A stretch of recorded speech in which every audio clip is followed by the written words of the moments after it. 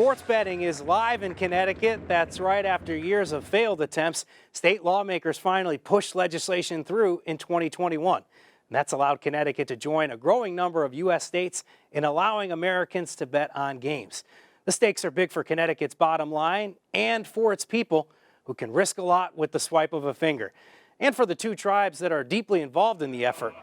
We're talking about it now on Cutline, the Big Gamble.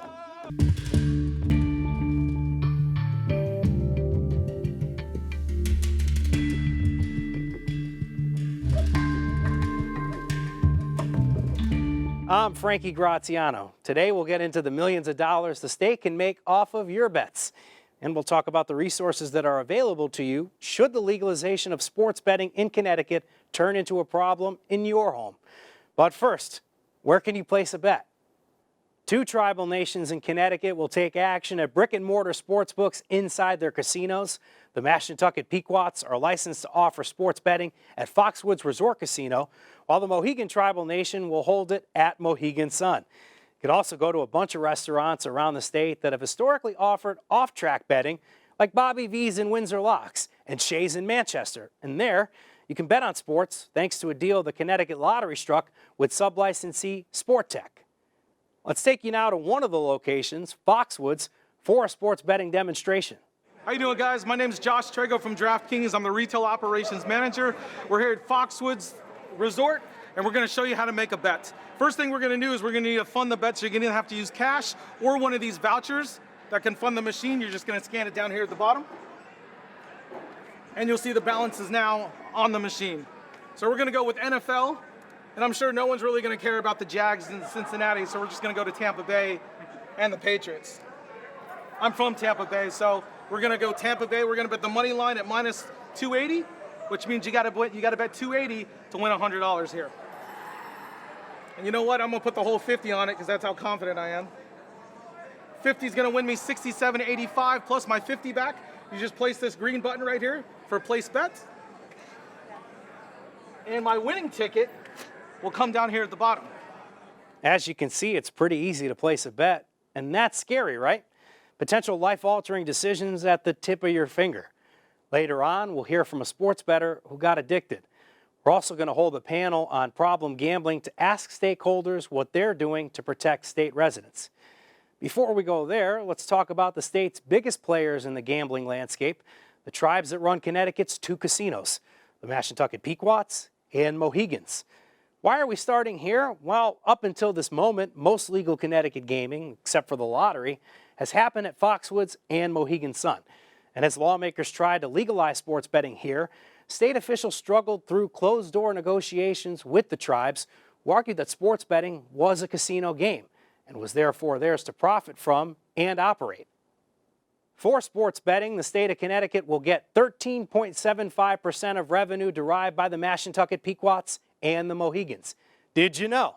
The state already gets 25% of revenue from slot machine pulls at Foxwoods and Mohegan Sun. It's been that way since 1994, and that deal is why the state continues to have a tight gaming relationship with the tribes. Officials don't want to see that money go away.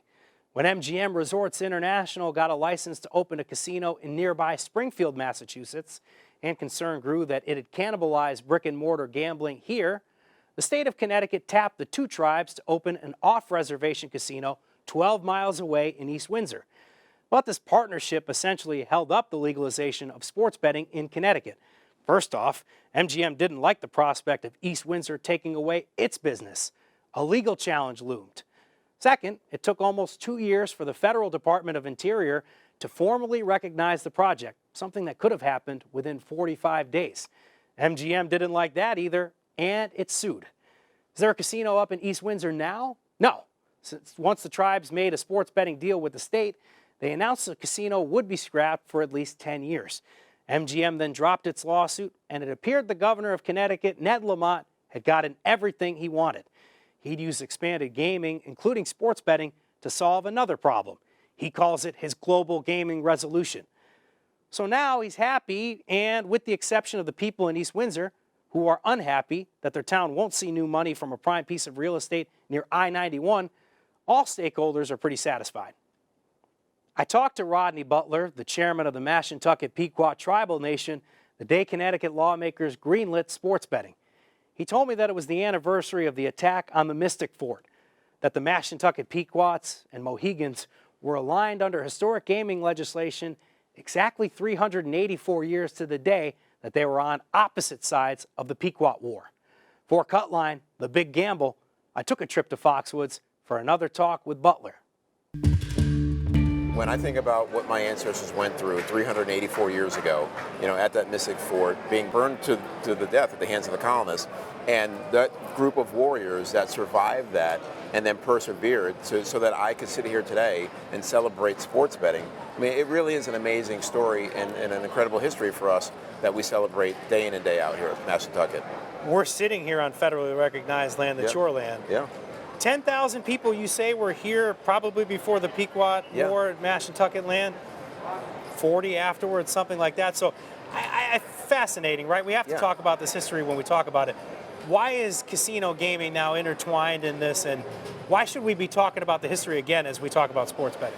Well, when you talk about casino at large, the only reason that it exists is because we exist and that we're here, and the federal government saw to it to find economic opportunity for tribes when they passed IGRA, the Indian Gaming Regulatory Act, back in 1988, right? And so that's the sole reason why Foxwoods and Mohegan and gaming in Connecticut exist to begin with, is to support the tribal nations. And so you have to understand the history, not just the recent history of the last couple of decades of Foxwoods, but the centuries and millennium that we've been here on these lands. And because you do good business for the state, you say something like $8 billion in revenue. Yeah. That's why these relationships still exist. I want to get into a little post-mortem, so to speak, of the negotiations. One thing that I was paying attention to towards the end was the actual consecration of the deal.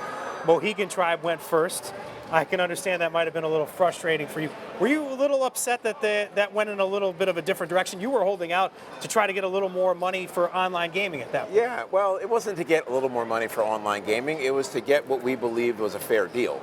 Right. Okay. And that's what we were holding out for. And not necessarily that we're holding out. The way that it unfolded, and I won't get into the gory detail of it, there was a slight disagreement between the three parties, and we didn't believe we were done negotiating. And it was a surprise to us that others were, right? Water under the bridge. Families have, differences from time to time, and we've been cousins for just as I talked about the history of Pequot, Mohegan has been there with us, right? Mohegan actually was a village of Pequot going back 400 years, and that split actually started, was the beginning of the conflict that led to the Pequot War and the massacre. But that's natural competition because nowadays, because of the fact that you have two casinos so close to each other, obviously you want people to come in here and bet. One thing you guys were in lockstep on was exclusivity on sports betting. Yeah, that was a major concession. Even when we went through the compact amendment process with the Department of Interior, that was the very first thing they flagged. Like, hey guys, what are you doing? Right? And we had to walk them through it that it's a sum of the parts. And so it wasn't just about sports betting. Even though everybody was focused solely on sports betting, we reiterated that we do have exclusivity in gaming, right, including sports betting, but gaming itself. And getting online gaming throughout the state exclusive for both tribes and not giving that to the state as a third operator was a major concession on the state's part as well. So we felt like it balanced out enough to move forward with the deal. We didn't love it. And originally our first proposal was that there was only going to be us and Mohegan, and that we would operate the venues around the state as well. Yes, one thing that definitely had the tribal nation back a step was the pandemic. Yeah. We're talking about a little history here. This casino hasn't closed its doors in the 30 years that it's been open, except for the pandemic. Are you seeing some recovery? Tell me some positive signs that you have to say that maybe you're getting over this. Yeah, well, I mean, I think we still have a long way to go. It is a little bit, not frustrating, a little disheartening to see the headlines across the country that everything's rebounded, and gaming sectors in some regions are doing better than they were pre-pandemic. The market here in Connecticut hasn't rebounded quite to that same level. In fact, we're still well below what we were seeing pre-pandemic in 2019. We measure that by the number of employees as well. So before we closed, we had 5,000 employees. We're now at just over 3,000 employees.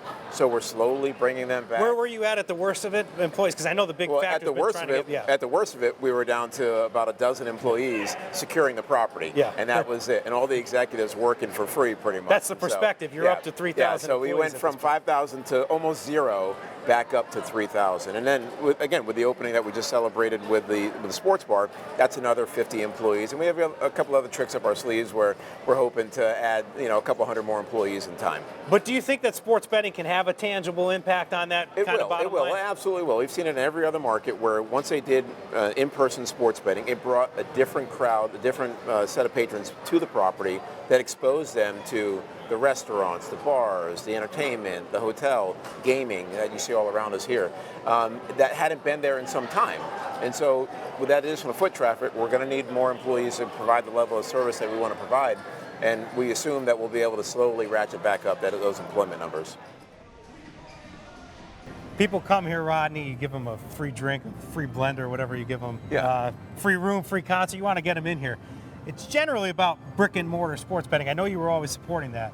But now you got online betting too. Does that unnerve you a little bit that maybe online betting, somebody might want to put down money from their couch and not necessarily come to the sports book and bet? What do you think? Well, no, not at all, Frankie. I mean, that's the beauty of it, right? It's one ecosystem. It's working with online, with in-person, and it extends that experience. The amazing experience you're having at Foxwoods, you can then sit on your couch and enjoy that, bet on that game, and then take those rewards and come back to Foxwoods for a great show, a great meal, stay for a hotel room. So it's a perfect combination of the two.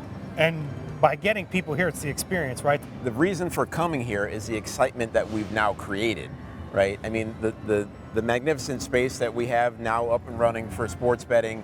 And look, it's fun to bet online on your couch, but you want to be around that crowd and be cheering on your favorite team every once in a while in person. You like the Giants. Maybe. But sell me, right? So what's the experience of coming here, right? Food, ambiance, screens. I understand you got a big screen. Yeah, coming. well, the venue itself is just second to none.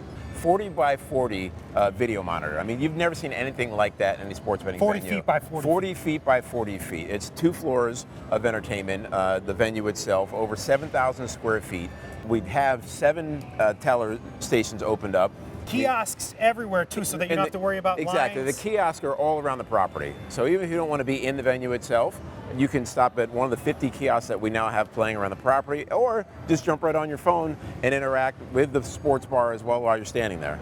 So let's talk about kind of revenue figures. Anything you can tell me in terms of the whole expanded gaming pot? Do you guys have any idea? Are you forecasting how much you guys can make off of this? Yeah, so just to give a perspective, the current gaming market for Foxwoods and Mohegan statewide is close to $1 billion in gross gaming revenue. Yeah. And so that's what the metric that we're using for online sports betting and gaming. So we think year one, the gross gaming revenue will be somewhere around $200 million. And that includes the lottery as well and their operations, and us and Mohegan. And we think that's going to grow up to about $400 million over the course of 5 to 6 years.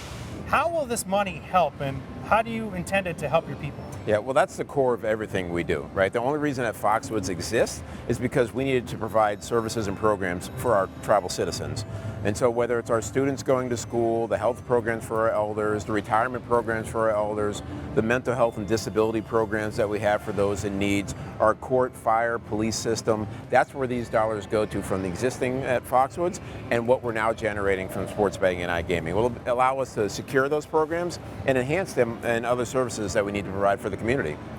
Long you've been an advocate for bringing sports betting to Mashantucket land, and it's here Sports Betting Live in Connecticut.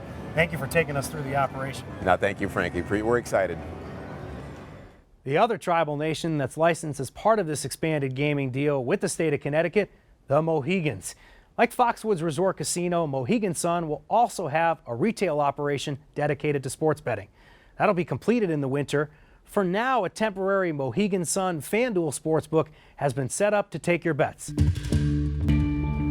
Ray Pino is the president and CEO of Mohegan Gaming and Entertainment. Ray, thank you for having us down at Mohegan Sun. And thank you for giving us a sense of what sports betting looks like in practice. You have this great temporary sports book that you've set up. What's the experience like for people? The experience is going to be outstanding. We're going to have 4 betting windows. We're going to have 41 kiosks. We're going to have a massive video wall that can show every NFL game on a Sunday, can show all the college games on Saturday. It's going to have a dining experience so you can order your wings and your burgers and your sliders. And it's going to be a great opportunity for people to come and bet and sit down and have a cocktail and then watch their favorite team as they compete on a Saturday and a Sunday. And baseball with the World Series coming up, so it's going to be a great opportunity to bet on multiple sports throughout the day. But that's temporary. It's more like a prelude to what's to come in the future with the permanent signature. Absolutely. We had to do something. This actually came on us very quickly. We always knew that we'd have to have a permanent sportsbook location, and we're doing that. We've taken our old racebook space and we're turning that into a permanent sportsbook space. It'll continue to have a racebook space in there. It'll be one of the largest FanDuel branded sportsbooks in the entire country. In the permanent sportsbook, it'll have over a dozen actual betting windows, along with the 40 kiosks, along with private betting windows, and a second tier that'll allow for private spaces for people who want to rent it for a day or for a game, for a special event, they say like the Super Bowl or the World Series. Mohegan Gaming and Entertainment already has properties where sports betting is legal. I'm looking particularly at Pocono and also the Resorts Casino in New Jersey.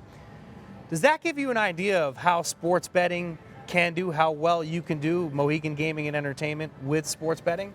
Yeah, I think, having the experience and having offered sports betting as well as iGaming at our other properties at Pocono and New Jersey gives us an understanding of what the market will bear. It also gives us an opportunity to understand, what the customers are looking for.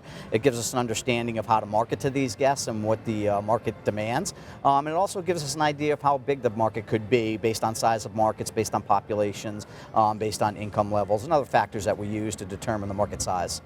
The big thing there is trends, right? So it's only been 3 years since sports betting has been legalized, widespread legalization. So are you able to glean long-term, or whether it's going to be a great proposition short-term? What do the trends tell us right now? This is a really interesting time, right? So I always hate to go back to the pandemic, but we always have to talk about that, right? So a lot of these jurisdictions that opened up during the pandemic, and without any bricks and mortar casinos at all, they saw some tremendous numbers that were happening that were unexpected in a lot of circumstances, or grew tremendously that we wouldn't expect here, right? We'd expect that we will have a very successful launch and that we'll have a fantastic product here in Connecticut, but we wouldn't see that heighten that would happen during the pandemic when people were stuck at home without all of the other entertainment options that they had available to them. So these big mobile gaming numbers that we're seeing, it's not necessarily that brick and mortar gaming can't work, it's just that the sports books and the casinos weren't open yet because of the pandemic. So you think you can have a more robust launch with sports betting in brick and mortar? Yeah, take the last 9 months, right? If you look at what New Jersey's doing right now, what Pennsylvania's doing right now, they're doing 2019 numbers, so that's pre-pandemic numbers. Yet, sports wagering and iGaming are continue to grow. Not at the levels they were during the pandemic, but they're continuing to see incremental gains. So I think these two can live symbiotically together and then actually enhance each other by being through an operator like this. When you look at the operators and you look at people who have actually bricks and mortar, that they can flourish in these spaces. COVID-19 grinding everything to a halt nationwide, worldwide, really. And that had a great impact on the Mohegan Sun Casino, Foxwoods Resort Casino. We're talking about closures. You've never been closed before, but you had to close for a short time during the pandemic. How are you recovering from that? I would say since January, we've had a slow, steady climb back to what I'll call normalcy. Our guests are returning each month more and more, so we're seeing better visitation from our guests. We're starting to bring more things back, like we've brought the arena back, so we've been able to bring guests into shows. So with seeing things return to normal, obviously there's still some concern about the Delta variant, and that's something we obviously keep close track of and keep an eye on. I mean, I'm very proud of the fact that we haven't had an outbreak here. That's not to say we haven't had any cases. We've had a minor number of cases, but we've been able to keep it under control because of all the measures we've taken to make this a safe place for our guests and our team members. Used to be that you could only bet legally on sports in Nevada and several other states. That's because of the Professional and Amateur Sports Protection Act of 1992 that put a federal ban on sports betting in states that didn't have it already. PASPA aimed to protect the integrity of sports. PASPA got struck down in 2018, paving the way for states like Connecticut to allow its residents to wager on sporting events.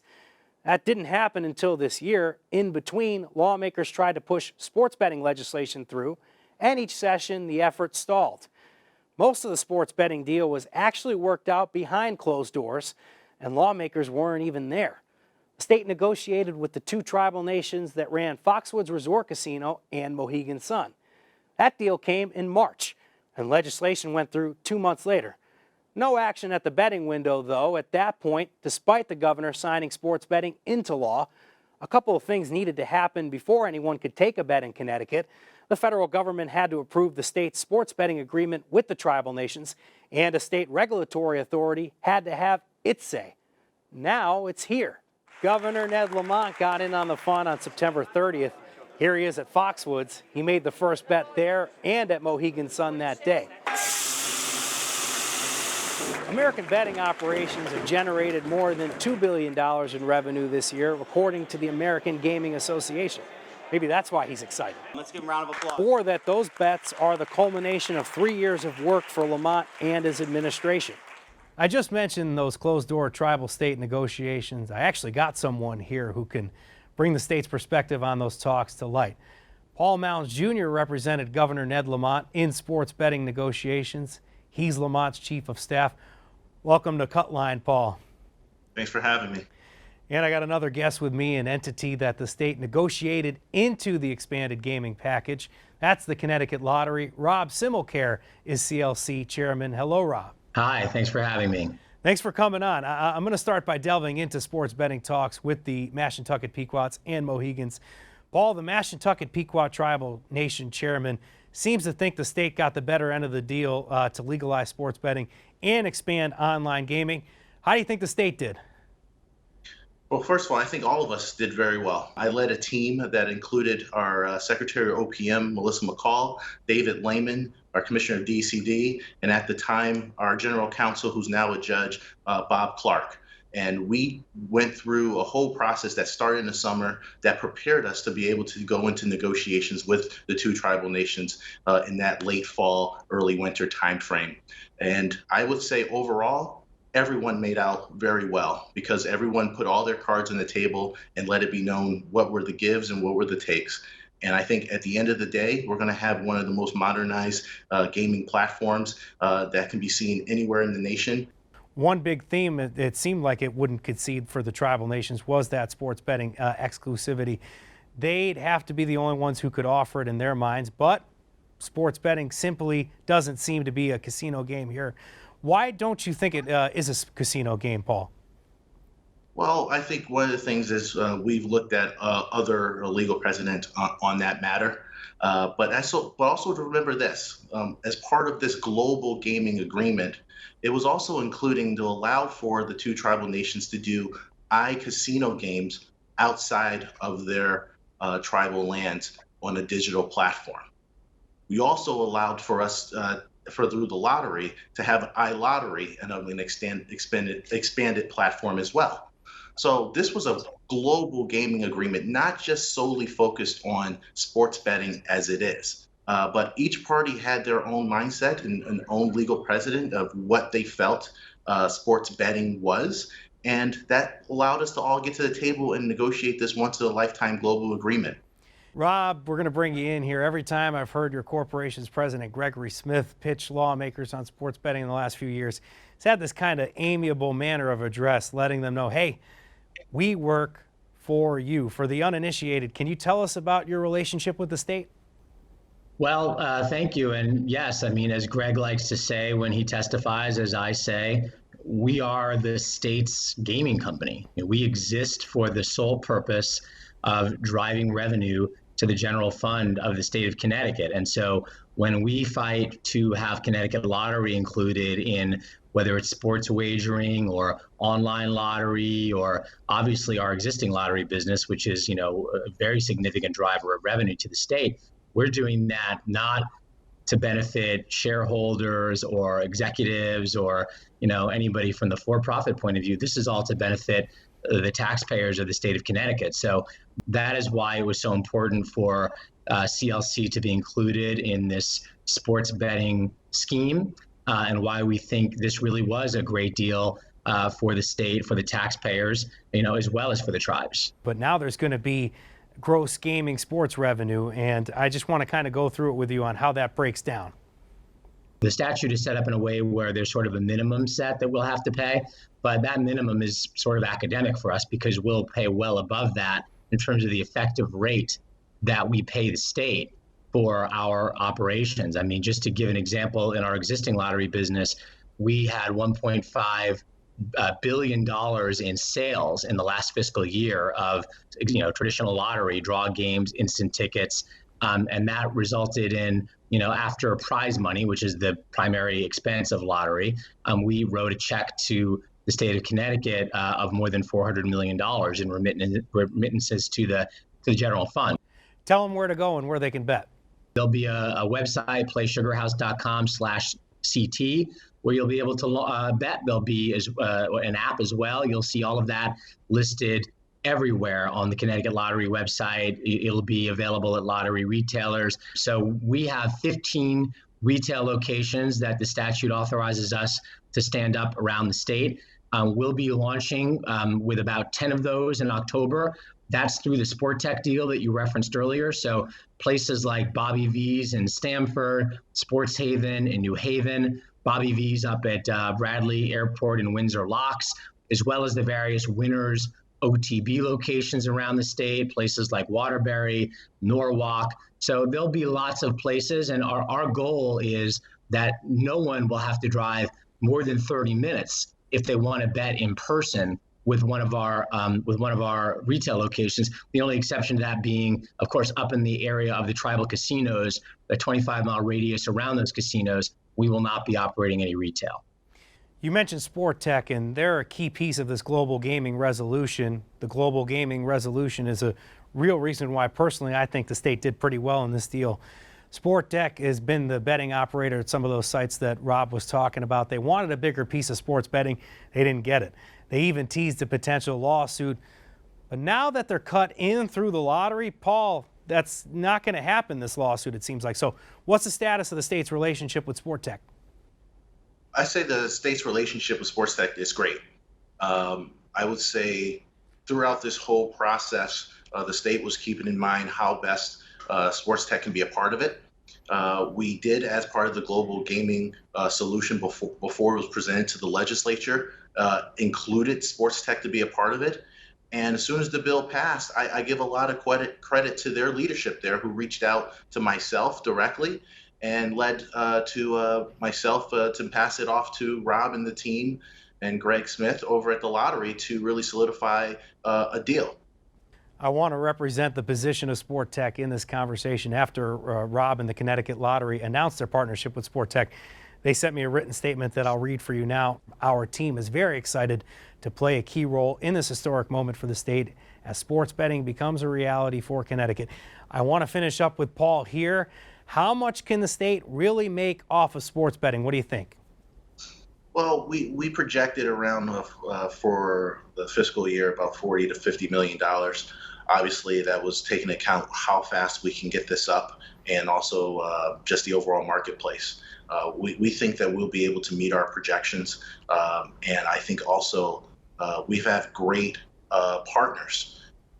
All right, guys, thank you so much for joining me. It's really important to go through your partnerships here and really what folks are most excited about when they talk about revenue, how much money they could, the sports betting can make and expanded gaming can make for the state. And thank you for helping us kind of answer those questions for folks. Thanks for having us. Thank you. An obvious concern with the legalization of sports betting or any gaming expansion really is problem gaming. In short order, Connecticut's gone from being a state where you couldn't legally place a bet on sporting event X to now having it available to state residents at the swipe of a pointer finger. There is a downside of sports betting. It's something the industry and the state say they've thought through. And so I've invited a few stakeholders in the new sports betting landscape to outline that for our viewers. Corey Fox is the Vice President of Government Affairs and Product Counsel for FanDuel. FanDuel is partnering with Mohegan Sun to help the Mohegans deliver mobile and in-person sports betting. Michelle Siegel is the Commissioner of the Connecticut Department of Consumer Protection, the state agency tasked with regulating new gaming in Connecticut. The department also licenses operators. And Jeremy Wampler represents a unit with the State Department of Mental Health and Addiction Services that supports gambling addicts. He's the agency's Problem Gaming Services Coordinator. Michelle, we'll start with you. How has problem gaming really factored into the process to regulate sports betting and expanded online gaming? Oh, it's been an important factor for us, and thank you for focusing on this issue because it was a priority for the department. The reality is this is a new activity for the state of Connecticut, and it's one that I think for many people they can do responsibly and they can really kind of have fun. But it's absolutely going to be a problem for some people. And so we really talked to other states, looked at what they were doing, and put a lot of thought into this and built a lot of safeguards into our regulations to really be sure there are opportunities for people who do have difficulties with this to be able to put some parameters or limits on their ability to engage in gaming. What's baked into the rules and regulations? Like, does there have to be a certain amount of stickers on gaming kiosks or with the hotline numbers, things like that, or necessary size for printed gambling ads? Does it get that granular? It does. So there's a number of things. I mean, first and foremost, we're going to be launching a platform for people to just self-exclude from gaming altogether. And so you'll be able to sign yourself up on this list for different terms, 1 year, 5 years, or even a lifetime. And that information would then be shared with the operators so that they know not to market to these people, not to let them set up accounts. Each platform needs to allow people in connection with their account to place a limit on how much they're allowed to deposit, how much they're allowed to spend, or how much time they can spend with their account open. We also, when people log in, log off, there's going to be information on problem gaming resources, how to self-exclude, how to impose these limits for yourself. Also information on the time duration of the last session so that patrons really have a clear understanding of how much time they are spending in this activity. Similar types of signage are going to be required at the retail locations as well. So if you decide to go to a retail place to engage in gaming, you'll also have this information about resources. One last thing we've also done is if somebody's trying to log out and end their session, they can't be induced to try to stay on longer. So there's a lot in there, and we really gave a lot of thought to that. Corey Fox, nowadays sports betting platforms have technology that can weed out problem gambling so people can't do further damage if they lose too much. Some of the stuff that the commissioner was talking about at that point too. How does your technology work to curb problem gambling? Yeah, sure. Thank you for having me and happy to talk about responsible gambling. So we really have a two-pronged approach to finding problem gamblers on our website. One is our customer service agents are all trained on responsible gambling issues, and to the extent they are engaging with our users, they're always looking for what types of language they're hearing from those users and whether they're using any sort of trigger words that'll suggest that they're having some sort of issue managing their play. The second is we have sort of an algorithmic computer-based approach where we're looking for certain triggers in terms of how users are using the site, whether they're escalating their play, chasing losses, playing late at night. These types of things give us some sort of indicator that there is some sort of issue with that user. So FanDuel really believes in taking a proactive approach, leading from the front as an industry leader here. FanDuel has also been one of the first operators to partner with the American Gaming Association on their Have a Game Plan campaign to educate users. And we also offer users the GamBan product so that if they do self-exclude, we can ensure they don't just download another app or use an illegal website, so they can ban that across 5 devices that they use. Since we've regulated sports betting and it's now out of the shadows kind of, have you seen it go up or down problem gambling issues? Do you have a sense of that? No, and I'd say, look, sports betting already exists in Connecticut and elsewhere through the illegal market where there are no responsible gambling tools or protections. So I think what you're finding here as you regulate sports gambling is this is the opportunity for those users who have a problem to make use of these types of tools and to protect those users. Jeremy, I'm hoping you can help us drill down on the scope of problem gaming in Connecticut. Do you have any kind of numbers, Jeremy Wampler, in terms of, I guess, how many people have issues in Connecticut? There was actually a recent study back in 2016 that looked at problem gambling across the country, and they drilled down into each state's demographics and found that Connecticut specifically, our rates of gambling disorder is about 1.1% of the general population.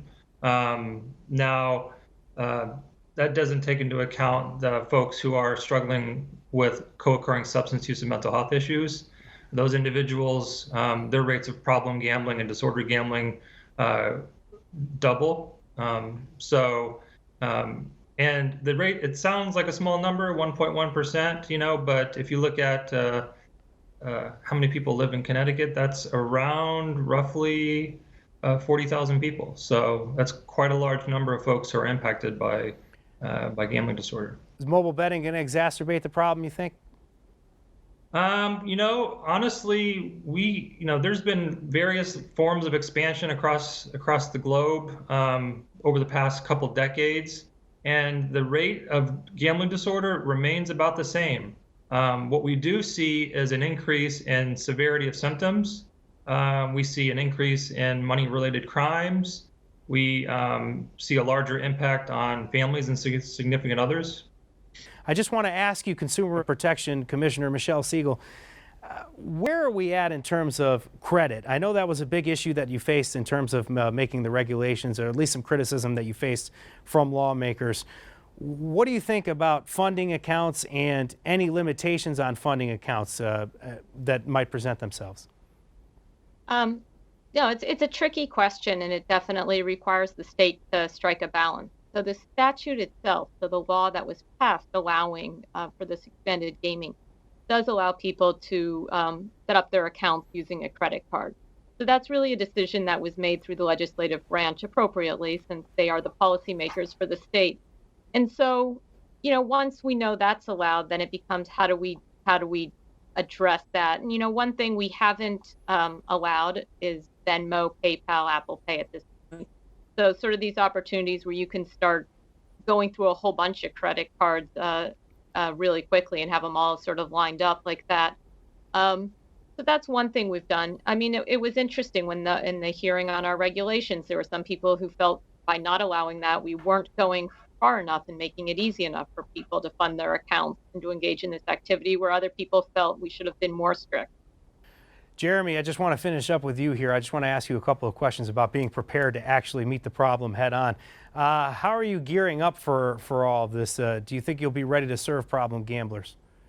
This is probably the largest expansion we've seen in Connecticut since the casinos coming online, so it's quite significant. But we're prepared in going out, educating folks, making sure that our provider network is aware of some of the safety measures and things that they can share with people who are seeking services, educating the communities, because that's another area we find time and time again where, in terms of mental health and substance use issues, the one area that most people are not aware of or that familiar with is around gambling. So we're working with our prevention network to work in the communities, to educate parents, to educate community members around problem gambling, and also some of the responsible gambling measures that are in place that people will be able to access with this expansion. In closing, I want you all to allow me the opportunity to let our viewers in on some problem gambling resources available to them. The Connecticut Council on Problem Gambling offers a live chat service at ccpg.org. And the following helplines: call 888-789-7777 or 800-346-6238 to access them. Thank you all for joining me for this important panel discussion on responsible gaming. Thank you.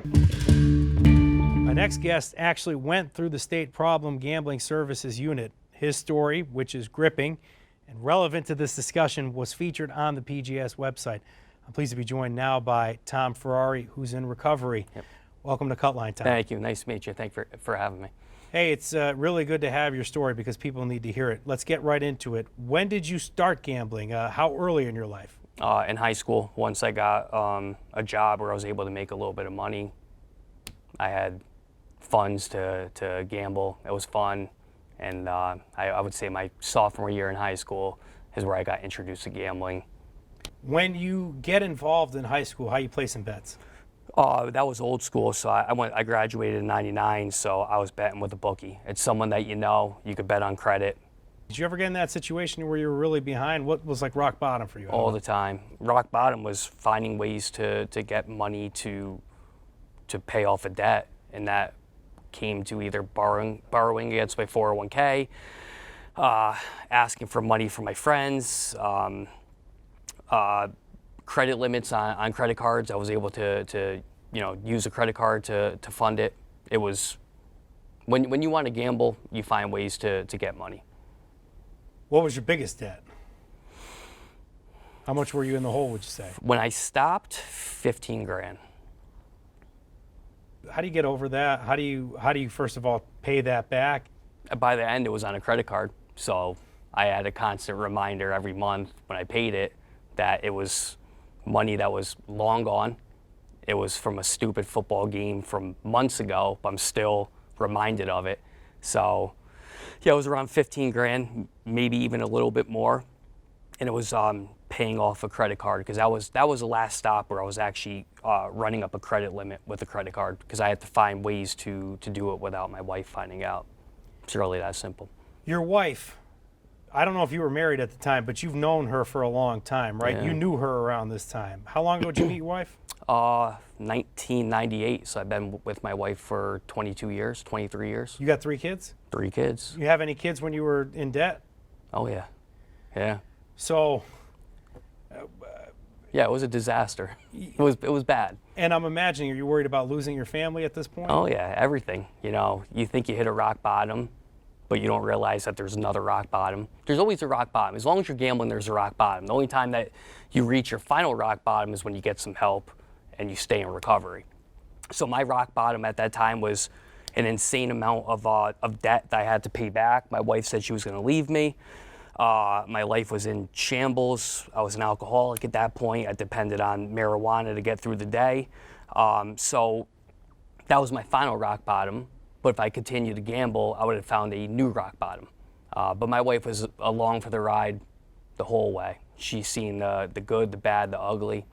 We got in touch, Tom and I, through the Problem Gaming Services Unit with the Department of Mental Health and Human Services in Connecticut. And that's where you were able to get help, and you've been in recovery.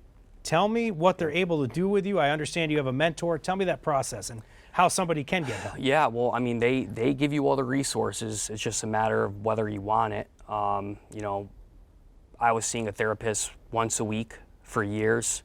I had a sponsor who was always available. You know, they hook you up with doctors if they feel like you need some kind of medication throughout, you know, the therapy sessions. They kind of figure out whether you kind of need to be on medication. They don't force it. But it's just... It's real addiction. It is. I think there's a stigma to it, but Yeah. it's a real addiction.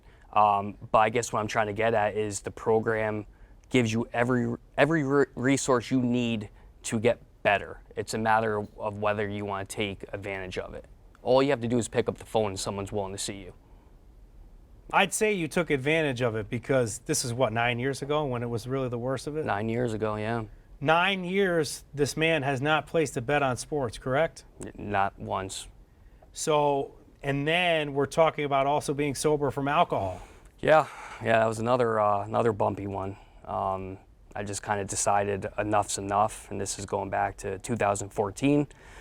So I kind of I quit everything cold turkey, pot, drinking. I relapsed a couple times with the drinking, but kind of when I get my focus on something, I tend to be stubborn, which works in a good way and a bad way. But yeah, I decided to quit cold turkey, and then there was a lot of dominoes that fell because of that, a lot of mental health. I didn't realize how much I depended on alcohol and marijuana to get through the day. So when I stopped doing that, I really had no idea how to cope with life.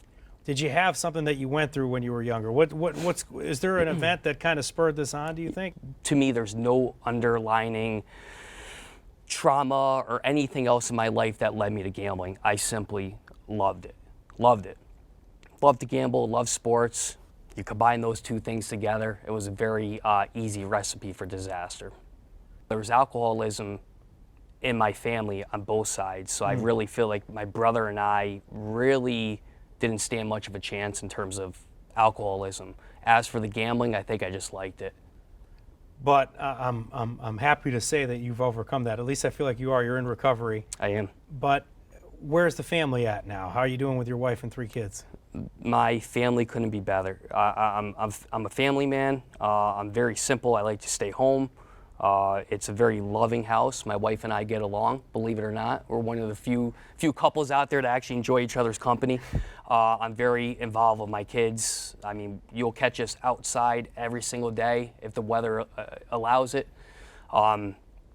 It's to the point now where my wife kicks me out of the house and says, go do something. You know, you're always home. But things are good. I mean, everything in my life is transparent now. I don't have to keep track of my lies. I have nothing to hide.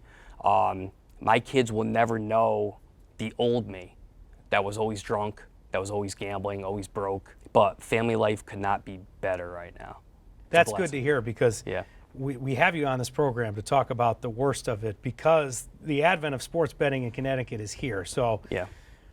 Is this something you're really nervous about? We had this discussion offline. You're talking about being concerned that other people could find themselves in the position that you were in.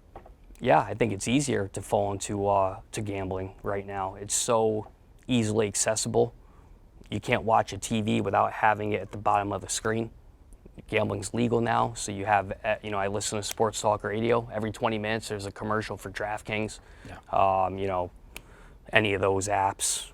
The casino's right up the road. I heard Connecticut's going to have gambling at their casinos now. You could go there, put $1,000 on the Chiefs if you want. These kids, it's an uphill battle for these kids. I hate to say it. But they don't even have to go to a bookie like you did.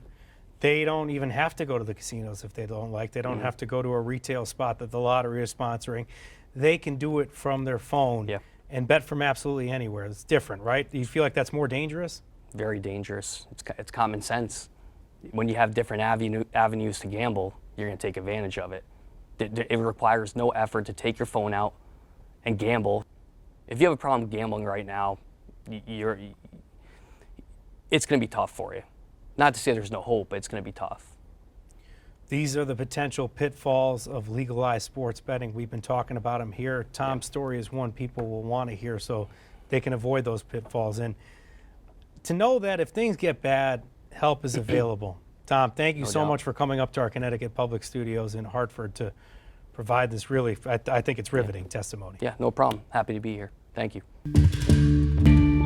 1% to 2% of state residents fall victim to problem gambling. It's the downside of sports betting. But for the state, it appears to be worth the risk. The upside, money coming in. Widespread gaming expansion is translating into billions of dollars spent at the betting window. Can the market stay hot? Connecticut, like the 26 other states that allow sports betting, is betting on it. John Wertheim is an enterprise writer with Sports Illustrated, and he's been a part of the relatively new SI Gambling launch. Hoping John can help us with some of the trends within the gambling industry to answer the question you all may be asking at home, whether sports betting is a moneymaker for states. John, welcome to Cutline. Thanks for having me. Pleasure. It's been 3 years since the Supreme Court struck down the federal ban on state authorization for sports betting. You have a sense of how the sports betting industry is doing as a whole since then? I think it's been like so much. It's been a little bit distorted by COVID, which obviously without as many games and without as many people going to casinos, and that sort of changed the math a little bit. But, by most, New Jersey is public, and everyone is sort of using New Jersey's revenue sort of much as they do the Green Bay Packers, where we're sort of looking at what public numbers are available and then extrapolating. And, we're over $500 million a month wagered. And even with maybe a 5% handle, the back of the envelope math would suggest this is lucrative stuff. And keep in mind, this is just one state. So again, this whole notion of, if you can't beat them, join them. I mean, I think a lot of states are realizing their citizens are wagering on sports, and rather than have all the New York residents cross a bridge and plunk their money down in New Jersey, I think states like New York are saying, well, wait a second, we'd like to capture that revenue ourselves. It's here, and as you say, it brings in potentially billions of dollars to states. It's happening anyway. The rationale has been, let's put this in the sunlight. Hey, we're always going to struggle with this because when you're talking about a black market, you're not able to see it, and it's not necessarily out in the sunlight as you were talking about earlier. You think widespread legalization of sports betting is resulting in people coming out of the shadows to gamble? Right now, the math is fuzzy. And what we do know is that people are very fond of making wagers on events that are yet to be determined. This is sort of basic, this is behavioral economics. This is nothing new. It's very hard to know real numbers. It's very hard to know how much money is being put back into play. That you may bet hundreds of thousands of dollars, but only go up and down a few $1,000. Well, that $100,000 is being counted in the entire handle. It's still unclear how much of this is happening legitimately versus in the shadows. But I do think that the speed at which the leagues have embraced this, sometimes holding their nose and sometimes not, it's really remarkable. I mean, again, just a few years ago, this was absolutely forbidden territory. And now, the NFL's own network traffics in odds. We see casinos partnering with college teams, not even professional athletes, casinos and sports books partnering with college athletic departments. You see publications, Sports Illustrated, ESPN, now traffic in odds and in point spreads the way they never would have. This is all happening very quickly. One big thing that you potentially might be thinking about as a big story, as something that maybe could turn all of this down and maybe make this into a downside, is any kind of match fixing or maybe point shaving. Is that something you think can really happen, John? Sports absolutely depend on integrity, right? If we can't trust the results, it's professional wrestling and the whole enterprise collapses. Right now, everyone is very optimistic. It's this new revenue stream. The fans love it, the leagues love it, the players are getting extra revenue. Everyone is sort of at this trough. If there is some sort of cheating scandal, if there is match fixing or point shaving, as you say, I think we're really going to recast this whole discussion. Right now, I think everyone is working on the assumption that this is on the up and up, and that when you watch an NFL game, Tom Brady is not going to be impacted by corrupt forces, and that the integrity is not going to be undermined by gambling. I don't know. Does that happen at a college game when the athletes aren't paid? Does that happen at a low-level tennis match? And I think if we start to see results being corrupted, I think all of this optimism and giddiness we have right now is going to be recast very quickly.